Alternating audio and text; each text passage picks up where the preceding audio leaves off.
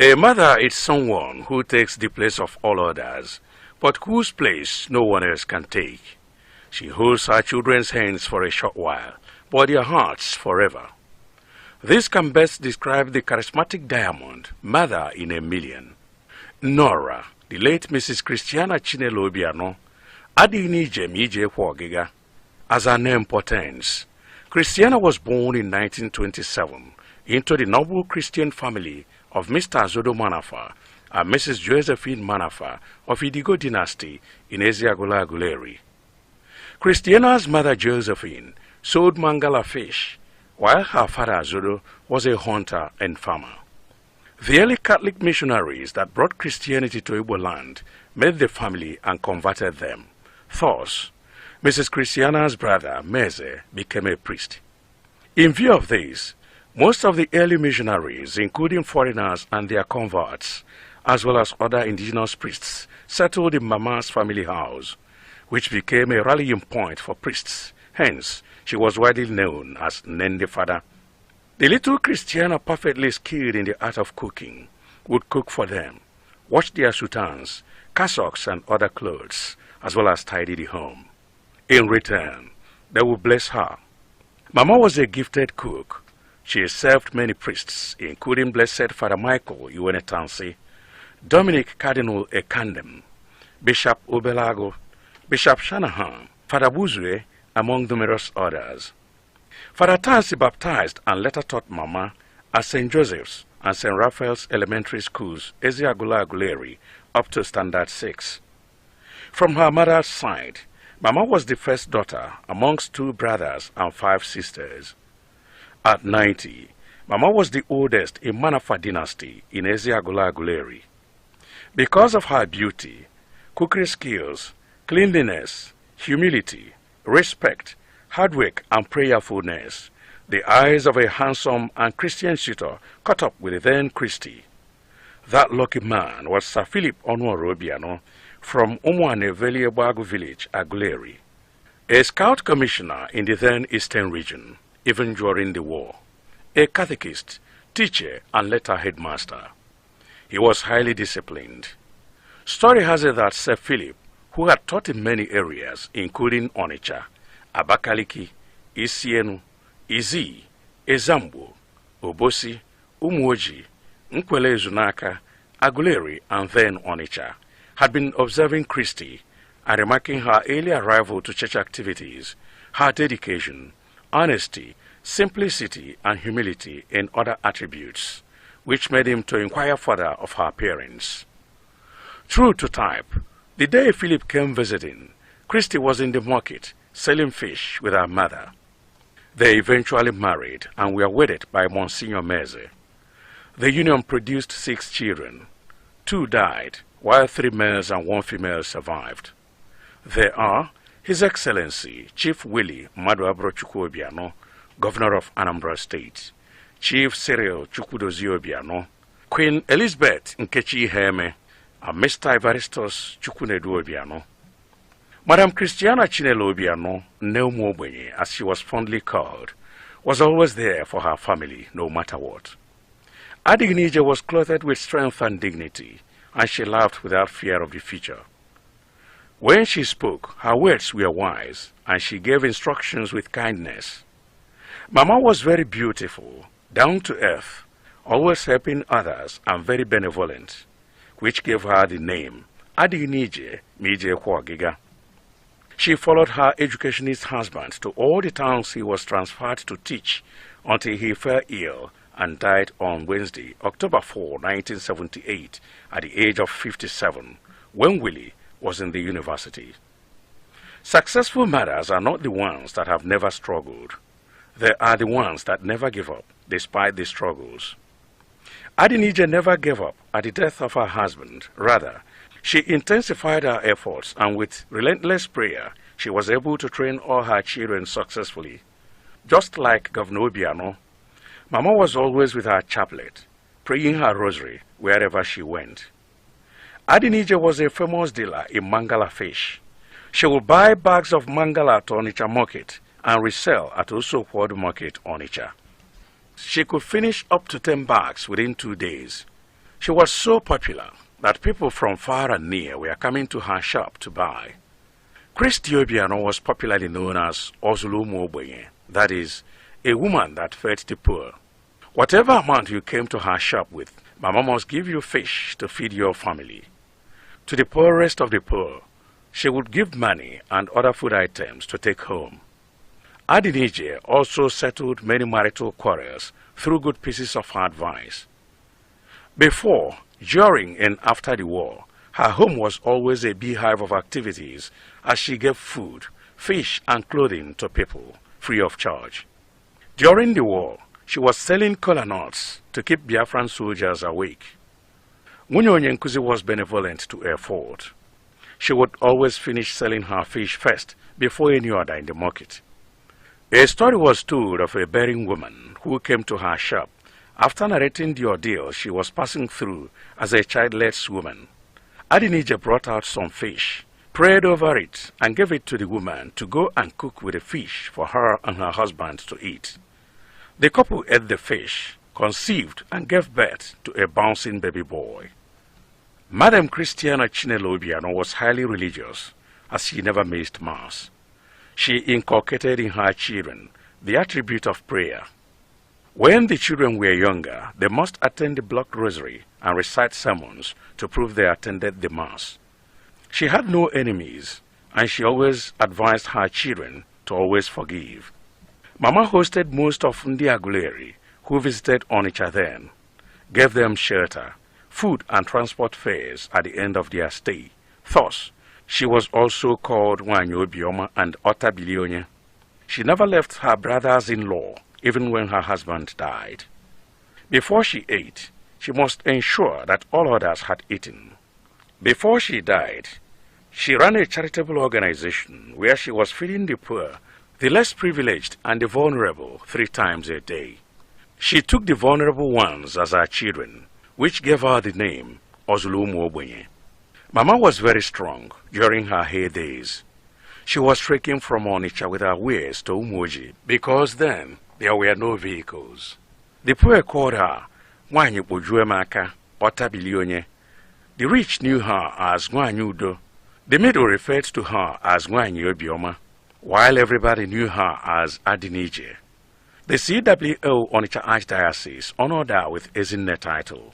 She refused to take any other title, as she insisted that titles would not take one to heaven. Her son, the governor, once said of Adinije, quote, "My mother is the bone of my spine, keeping me straight and true.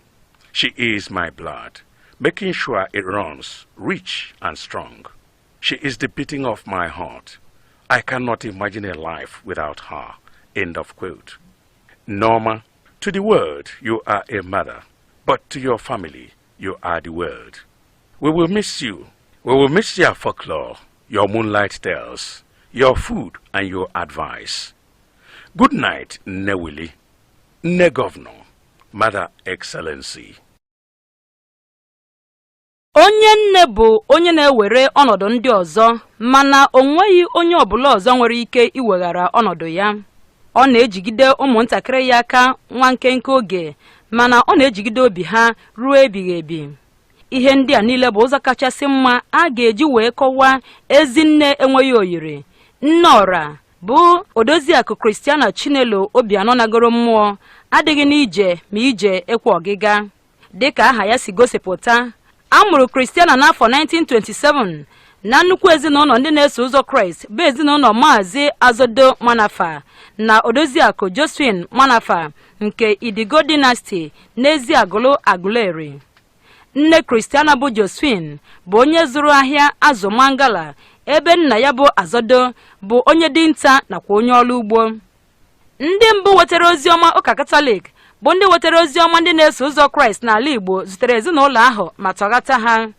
N'ihi nke a, nwanne nwoke nne nwaanyị Christiana bụ Mmeze wee bụrụ onye ụkọchukwu. Site n'ụzọ dị otu a, imirikiti ndị mbụ wetara ozi ọma nke gụnyere ndị si mba ofesi nakwa ndị ha tọghatara nakwa ndị bụ ụmụafọ echere echiche ụkọchukwu bụ ndị na-anọ n'ezinụlọ be mama ma bụrụzikwa n'ebe bụ ebe mgbakọta maka ndị ụkọchukwu. Sitezie n'ụzọ dị otu a, wee mara ya dịka nne ndị fada. ya bụ nwata nwaanyị bụ Christiana bụ onye nwere ọntarachi pụrụ iche n'isi erimeri, bụ onye na-esiri ha nri, sụchasịa akwa ndị ụkọchukwu a niile nakwa uwe ha ndị ọzọ ma dozicha be ha ọ dị ọcha. Na nkwughachi ha ga-agọzi ya. Mama bụ onye nwere ọntarachi pụrụ iche n'isi nri. O jere ọtụtụ ndị ụkọchukwu ozi nke gụnyere Blessed Father Michael Iwenetanse, Dominic Cardinal Ekandem, Bishop Obelago, Bishop Shanahan, Fada Buzueni Merime ndị ọzọ. Fada Tanse mere ya mmiri chukwu, mechaa kụziere mama na St. Joseph's nakwa St. Raphael's Elementary Schools dịcha na Eziagụlụ Agụleri wee na standard nke 6. Site n'akụkụ nke nne ya, mama bụ nwa nwaanyị nke mbụ n'ime ụmụnne ndị nwoke 2 na ụmụnne ndị nwaanyị 5. Ka ọ gbara afọ 19, mama bụ onye kachasị wee kaa nka na agbụrụ ndị mbe Manafa na Eziagụlụ Agụleri. N'ihi etu o si wee maa mma n'ebe ọ dị ukwuu ma bụrụ onye nwetara ọntarachi pụrụ iche n'isi nri, ịdị ọcha, obi umeala, nsọpụrụ, ịgba mbọ ezu ike na ikpe ekpere esepụ aka, anya nke otu nwata nwa okorobịa mara mma n'ebe ọ dị ukwuu bụ onye na-eso ụzọ Kraịst zutere nke Kristi n'oge ahụ. Ya bụ nwoke nwere isi ọma bụ Sir Philip Ọnụọra Obianọ sitere na Ụmụanevele, Egbeagụ Village, Agụleri, bụ onye Scout Commissioner na Eastern Region n'oge ahụ, ọbụna n'oge a na-anụ agha, onye katikist, onye nkụzi, mechara bụrụ headmaster. Ọ bụ onye nwere ezi akparamagwa n'ebe ọ dị ukwuu.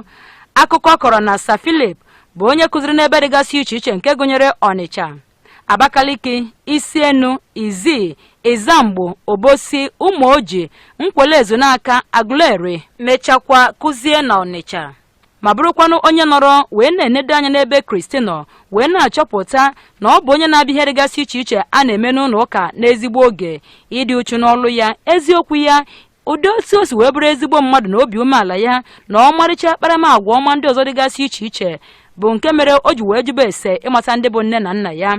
N'eziokwu na ụdị ya, ụbọchị Philip bịara na nke ha, Kristi nọ n'ahịa wee soro nne ya na-ele azụ. Ha mechala lụọ di na nwunye ebe a gbara ha akwụkwọ site n'aka Monsignor Meze. Chineke jiri ụmụaka 6 wee gọzie alụmdi na nwunye ha, mana abụọ mechara nwụọ. Ụmụ nwoke 3 na otu nwaanyị bụ ndị nọ ndụ. Ha gụnyere His Excellency Chief Willie Mmadụabụrọchukwu Obianọ, Governor Anambra State; Chief Cyril Chukwudozie Obianọ; Queen Elizabeth Nkechi Iheme nakwa Maazị Evaristus Chukwunedu Obianọ.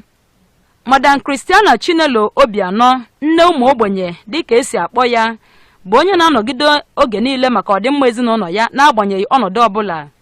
Adịghị n'ije bụ onye jupụtara n'ike na ume, n'ezi akparamagwa bụ onye nwere nkwanye ùgwù ma bụrụ onye na-enwe obi aṅụrị oge niile na-atụghị ụjọ ihe chi ga-amụta. Oge ọbụla o kwuru okwu ya na-ejupụta na amamihe ebe ọ na-eji ịhụnanya enye ntụziaka. Mama bụ nwaanyị mara mma, bụrụ nwaanyị nwere obi umeala, onye na-enyere ndị ọzọ aka oge niile ma bụrụ onye na-emesapụ aka, bụ nke kpatara eji wee na-akpọ ya adịghị n'ije ma ije ekwe ọgịga. O soro di ya bụ onye nwere nnukwu mmụta wee gaa n'obodo niile ezigara ya ịga kụzi nkụzi, wee ruo n'oge ọ dara ọya ma nwụọ n'ụbọchị Wenezdee abalị 4 nke ọnwa Ọktoba afọ 1978 ka ọ gbachara afọ 57 n'oge Wilika nọ na mahadum. Ndị nne mere nke ọma abụghị ndị ataghị ahụhụ, kama ha bụ ndị anaghị ekoropụ obi n'agbanyeghị ọnọdụ ọbụla ha nọ na ya. Adị n'ije enweghị mgbe o ji nwee nkoropụ obi n'ihi ọnwụ di ya, kama nke ahụ ọ tụkwasịrị ihe na mbọ ọ na-agba nakwa ikpe ekpere ezu ike, bụ nke mere o ji wee nwenwe ike ịzụ ụmụaka ya niile ha na-emebe nke ọma. Dịka Gọvanọ Obianọ si eme, mama bụ onye na-eji chaplet ya oge niile wee na-ekpe rosary ebe ọbụla ọ na-eje. Adị n'ije bụ onye a maara amara n'ịtụ mgbere azụ mangala. Ọ na-azụta ọtụtụ akpa azụ mangala n'ahịa Ọchanja wee garezie ya n'ahịa Oseọkwọdụ dị n'Ọnịcha. O nwere ike irecha akpa azụ 10 n'ime mkpụrụ ụbọchị 2. Ọ bụ onye na-ewu ewu n'ebe ọ dị ukwuu, nke na ndị mmadụ site n'ebe tere aka ma ebe dị nso na-abịa n'ọdụ ya iji wee zụrụ ya azụ. Kristi Obianọ bụ onye a maara n'ebe niile dịka ọzụrụ ụmụ ogbenye, ya bụ nwaanyị na-azụ ndị onwe ike ọha ha. Ego one ọbụla masịrị ya ka mmadụ jiri ịbịa n'ọdụ ya, mama ga-enyerịrị onye ahụ azụ ọ ga-eji wee zụọ ndị be ya nri. nyegara ndị ogbenye ahụ ya ọnụ elu ha ga-eji wee kpuchie ọnụ ana. Ọ ga-enye ha ego ma nyekwa ha erimeri ndị ọzọ ha ga-eji wee na be ha. Adịnije bụ onye kere esemokwu alụmdi na nwunye dịgasị iche iche site n'ezigbote ndụmọdụ ọ na-enye ha. Tupu, n'oge nakwa ka a nụchara agha, ezinụlọ ya na-abụ ebe na-ejupụta n'ihe mmemme dịgasị iche iche dịka ọ na-enye onyinye nri, azụ nakwa akwa nyegara ndị mmadụ n'efu na-anaghị ego ọbụla. N'oge agha, ọ na-ele ọjị iji wee fụ na ụra anaghị ebu ndị soja Biafra. Nwunye onye nkụzi bụ onye nwere obiọma n'ebe ọ dị ukwuu. Ọ na-ebu ụzọ erecha azụ ya tupu onye ọbụla ọzọ n'ahịa. Akụkọ kọrọ gbasara otu nwaanyị amụtaghị nwa bụ onye bịara n'ọdụ ya n'oge ọ kọchara mama gbasara ya bụ ihe ọ na-agabiga site na amụtaghị nwa. Adịnije gara wee weta azụ kpekwasa ya ekpere nye ya bụ nwaanyị ka ọ na-were ya bụ azụ wee sie n'inya na di ya ga-eri. Di na nwunye ahụ richara ya bụ azụ tụrụ ime wee mụọ otu agadaga nwa nwoke jupụtara n'ike na ume. Madam Christiana Chinelo Obianọ bụ ezigbo onye ụka dịka ọ naghị agha ije maasị agha. Ọ kụnyere ya bụ akparamagwa n'ime ụmụaka ya bụ akparamagwa ị na-ekpe ekpere. Mgbe ụmụaka ya ka na-eto eto, ha ga-agarịrị Block Rosary ma kọwaa ihe kwuru n'okwuchukwu iji wee gosi na ha gara mass. O nweghị ndị iro ebe ọ na-adụ ụmụaka ya ọdụ oge niile ka ha na-agbaghara ndị mejọrọ ha. Mama na-anabata ọtụtụ ndị Aguleri bụ ndị bịara Ọnịcha na ezinụlọ ya n'oge ahụ dịka ọ ga-enye ha ebe ha ga-anọ, nye ha nri ma nyekwa ha ego ha ga-eji wee gbaa ụgbọala n'oge ha nọchara, kpatara eji wee na-akpọ ya nwaanyị obiọma nakwa ọtabili onye. O nweghị mgbe o ji wee gbahapụ ụmụnne di ya ndị nwoke ọbụna mgbe di ya nwụchara. Tupu o rie nri, ọ ga-agba mbọ fụ na ndị ọzọ niile erichago nri. Tupu o wee nwụọ, o nwere otu o guzobere ebe o ji wee na-enyere ndị onwe ka ọha ha aka, ebe ọ na-enye ndị ogbenye, ndị ụwa na-atụ n'ọnụ na ndị ihe na-esiri ike nri ugboro 3 n'ụbọchị. O were ndị onwe ka ọha ha dịka ụmụ ya, kpatara eji wee na-akpọ ya ọzụrụ ụmụ ogbenye. Mama bụ onye siri ike. N'ime oge ndị ahụ ọ gbadosiri ike, ọ na-eburu ibu ya n'isi wee jiri ọkpa si Ọnịcha jee Ụmụ Oji n'ihi na enweghị ụgbọala n'oge ahụ. Ndị onwe ka ọha ha na-akpọ ya nwaanyị kpojuo m aka, ọtabili onye. Ndị ọgaranya maara ya dịka nwaanyị udo, ebe ndị nọ n'agbata na-akpọ ya nwaanyị obiọma, ebe onye ọbụla maara ya dịka Adịnije. Otu CWO Ọnịcha Archdiocese nyere ya nkwanye ugwu Ezinne. Ọ jụrụ ịnabata echichi ndị ọzọ n'ihi na o kwuru na onwe ya echichi ga-eduga mmadụ eluigwe. Nwa ya nwoke bụ gọvanọ nọrọ otu oge wee kwuo maka Adịnije, ọ sị, nne m bụ ya bụ ebe ndabere nke m, na-eme ka m kwudosie ike n'eziokwu. Ọ bụ ọbara m, ọ na-agba mbọ ịfụ na ọ na-agazu nke ọma, jupụta ejupụta ma gbasie ike. Ọ bụ ya bụ otiti nke obi m. Enweghị m ike ịkọwa etu ụwa ga-adị ma ewezuga ya. Ya bụ okwu kwuru abịala na njedebe. Nneọma, n'anya ndị ụwa ị bụ nne, ma n'ebe ndị ezinụlọ gị nọ ị bụ ụwa. Ọ ga-ewute anyị na ị gaghịzi anọ ị na-akọrọ anyị akụkọ ifo nakwa akụkọ egwu ọnwa nakwa ezigbote erimeri na ezigbote ndụmọdụ anyị na-enweta n'aka gị. Ka chi bọọ, Nne Eweli, nne gọvanọ, Mother Excellency.